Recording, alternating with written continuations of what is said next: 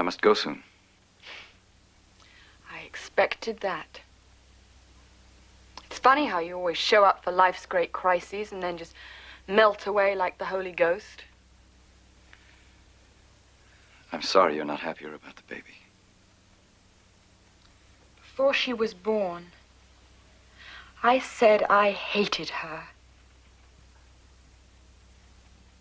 I don't.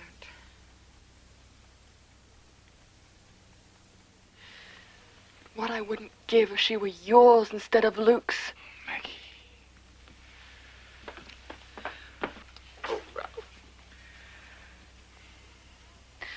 Why must the church have all of you? Even that part of you she has no use for. Your manhood. You already know the answer to that, my Meggie. It is a necessary sacrifice. Oh. Necessary. Come off it, Ralph. I'm not a child anymore. And I'm not your Meggie. I never was. All those years that I loved you. And I waited for you and I wanted you. You never wanted me. So I tried to forget you with someone else. And he doesn't want me either.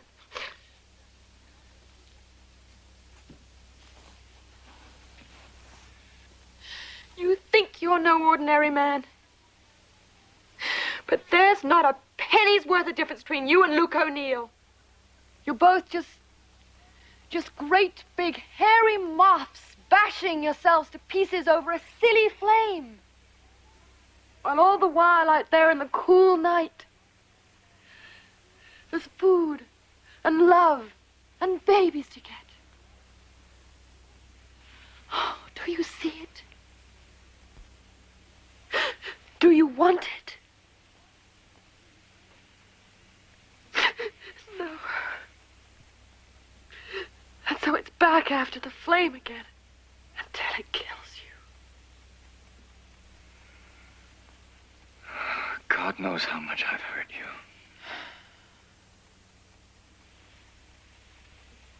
But I do love you.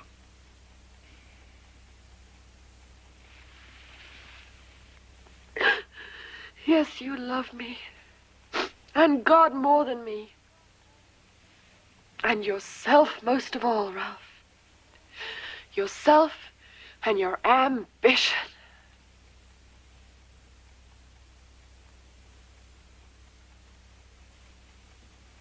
Meggie, this is very hard, I know. I know. But please don't let it make you hard. You've always been my Rose. The most beautiful human image and thought in my life.